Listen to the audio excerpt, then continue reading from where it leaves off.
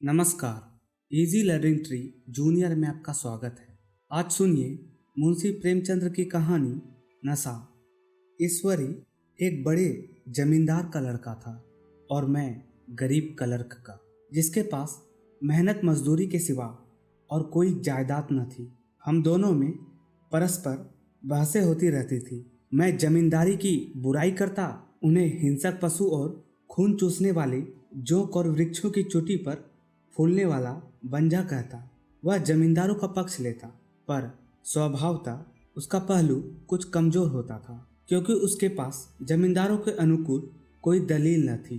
वह कहता कि सभी मनुष्य बराबर नहीं होते, छोटे बड़े हमेशा होते रहेंगे। लचर दलील थी। किसी मानुषीय या नैतिक नियम से इस व्यवस्था का औचित्य सिद्ध करना कठिन था। मैं इस वाद विवाद की गर्मी में अक्सर तेज हो जाता और लगने वाली बात कह जाता, लेकिन ईश्वरी हारकर भी मुस्कुराता रहता था। मैंने उसे कभी गर्म होते नहीं देखा। शायद इसका कारण यह था कि वह अपने पक्ष की कमजोरी समझता था। नौकरों से वह सीधे मुंह बात नहीं करता था। अमीरों में जो एक बेदर्दी और उद्दंडता होती है, इसमें उसे भी प्रचुर भाग मिला था। नौकर ने बिस्तर लगाने में जरा सी देरी की, दूध जरूरत से ज़्यादा गर्म हुआ या ठंडा, साइकिल अच्छी तरह साफ नहीं हुई तो वह आपे से बाहर हो जाता। सुस्ती या बदतमीजी उसे जरा भी बर्दाश्त न थी, पर दोस्तों से और विशेषकर मुझसे उसका व्यवहार सौहार्द और नम्रता से भरा होता था। शायद उसकी जगह मैं होता तो मुझसे भी वही कठोरताएं पैदा हो जाती जो उसमें थी, लेकिन मेरा लोक प्रेम सिद्धांतों पर नहीं, निजी दिशाओं पर टिका हुआ था। लेकिन वह मेरी जगह होकर भी शायद अमीर ही रहता, क्योंकि वह प्रकृति से ही विलासी और ऐश्वर्य प्रिय था। अब की दशहरे की छुट्टियों में मैंने निश्चय किया कि घर न जाऊंगा। मेरे पास किराए के रुपये न थे और न घर वालों को तकलीफ देना चाहता था। मैं जानता हूँ वे मुझे जो कुछ देते हैं वह उनकी हैसियत से बहुत ज़्यादा है। उसके साथ ही परीक्षा का ख्याल था। अभी बहुत कुछ पढ़ना है। बोर्डिंग हाउस में भूत की तरह अकेले पड़े रहने को भी जी न चाहता। इसलिए जब ईश्वरी ने मुझे अपने घर का न्योता दिया तो मैं बिना आग्रह के राजी हो गया। ईश्वरी के साथ परीक्षा की तैयारी खूब हो जाएगी। वह अमीर होकर भी मेहनती और जहीन है। उसने उसके साथ ही कहा, लेकिन भाई एक बात का ख्याल रखना, वहाँ अगर जमींदारों की निंदा की तो मुआ मिला बिगड़ जाएगा और मेरे घर वालों को बुरा लगेगा।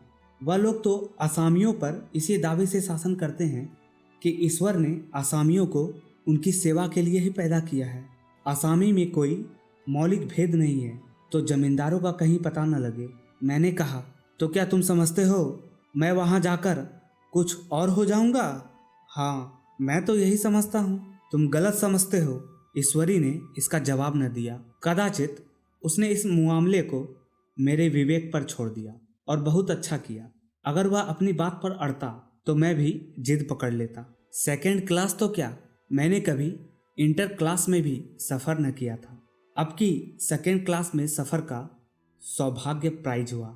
गाड़ी तो 9 बजे रात को आती थी, पर यात्रा के हर्ष में हम शाम को स्टेशन जा पहुँचे। कुछ देर इधर उधर सैर करने के बाद रिफ्रेशमेंट रूम में जाकर हम लोगों ने भोजन किया।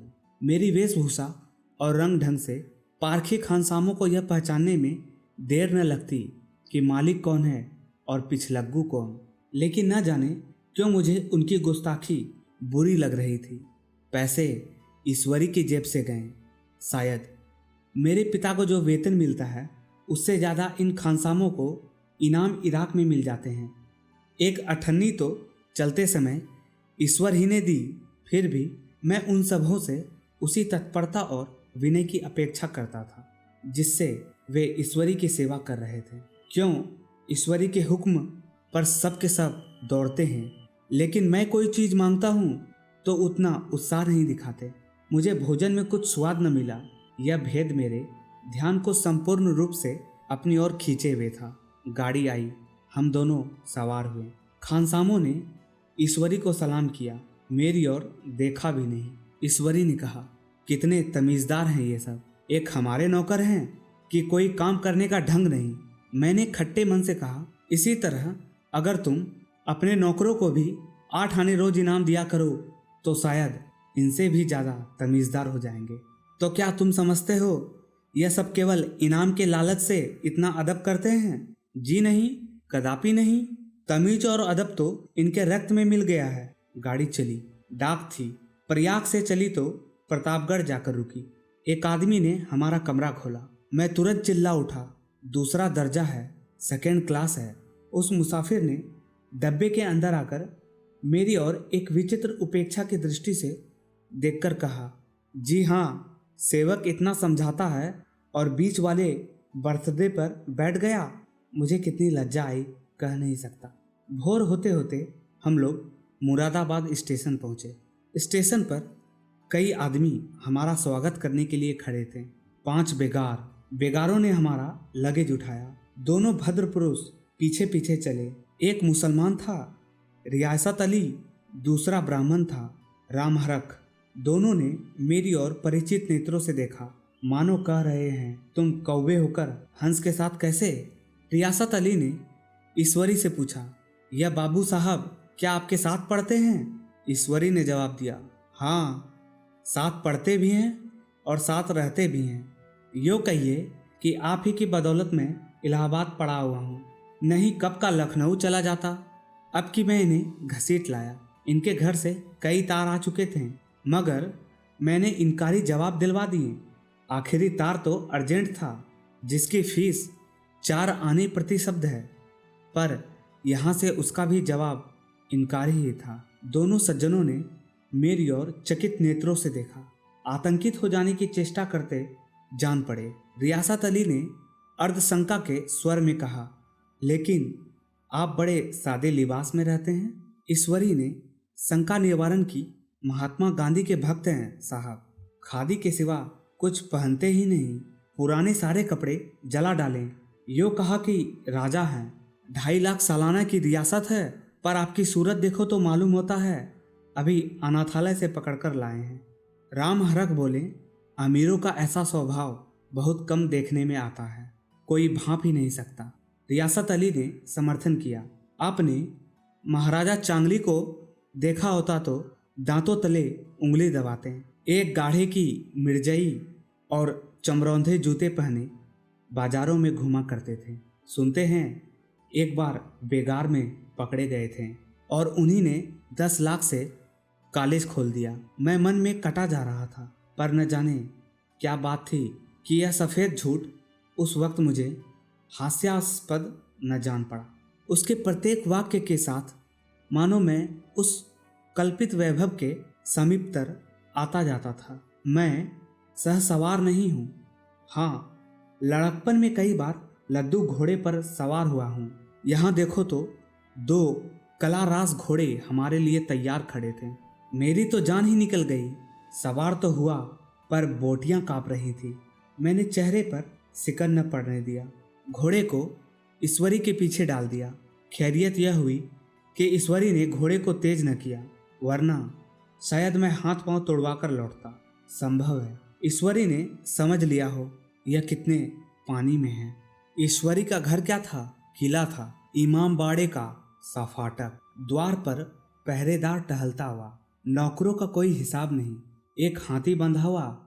ईश्वरी ने अपने पिता, चाचा, ताऊ आदि सबसे मेरा परिचय कराया और उसी अतिशयोक्ति के साथ ऐसी हवा बांधी कि कुछ न पूछिए। नौकर चाकर ही नहीं, घर के लोग भी मेरा सम्मान करने लगे। देहात के जमींदार, लाखों का मुनाफा, मगर पुलिस कांस्टेबल को अफसर समझने वाले। कई महाशय तो मुझे हुजूर हुजूर कहने लगे। जब जरा एकांत हुआ तो मैंने ईश्वरी से कहा, तुम बड़े शैतान हो यार, ये मेरी मिट्टी पलीत क्यों कर रहे हो? ईश्वरी ने दृढ़ मुस्कान के साथ कहा, इन गधों के सामने यही चाल जरूरी थी, वरना सीधे मुंह बोलते भी नहीं। जरा देर के बाद नाई हमारे पाँव दबाने आया। कुंवर लोग स्टेशन से आए हैं, थक गए होंगे। ईश्वरी ने मेरी ओर इशारा करके कहा, पहले कुंवर साहब के पाँव दबा। मैं चारपाई पर लेटा हुआ था। मेरे जीवन में ऐसा शायद ही कभी हुआ हो कि किसी ने मेरे पांव दबाए हों। मैं इसे अमीरों की चोचले, रईसों का गधापन और बड़े आदमियों की मुठमर्दी और जाने क्या क्या कहकर ईश्वरी का परिहास किया करता, और आज मैं पोतड़ों का रईस बनने का स्वांग भर रहा था। इतने में 10 बज गए। पुरानी सभ्यता के लोग थे। नई रोशनी अभी केवल पहाड़ की चोटी तक पहुंच पाई थी। अंदर से भोजन का बुलावा आया। हम स्नान करने चले। मैं हमेशा अपनी धोती खुद छांट लिया करता हूँ, मगर यहाँ मैंने ईश्वरी की ही भांति अपनी धोती भी छोड़ दी। अपने हाथों अपनी धोती छांटते शर्म आ रही थी। अंदर भोजन करने चले। हॉस्टल में जूते पहले मेज पर जा डरते थे। यहाँ पांव धोना आवश्यक था। कहार पानी लिए खड़ा था। ईश्वरी ने पांव बढ़ा दिए।